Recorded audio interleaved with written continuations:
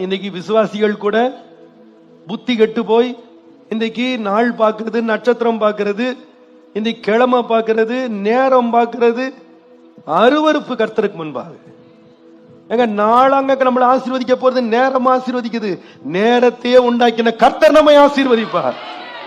இன்னைக்கு நிறைய பேர் பெந்தேகோஸ்தே விசுவாசின்னு சொல்லிட்டு, பாஸ்டர் புதன் கிடைக்குமா?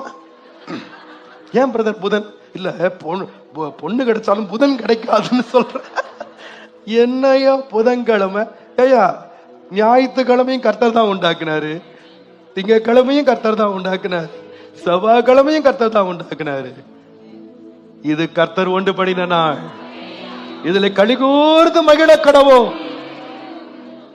இந்த நாள் ஆசீர்வதிக்கப்படல, இந்த நாளை உண்டாக்கிய கர்த்தரால் நான் ஆசீர்வதிக்கப்பட்டேன். அல்லேலூயா. அந்த விசுவாசத்தோட இங்க இருந்து போனோம். பாக்கியவானா இருக்கணும், பாக்கியவானா இருக்கணும்.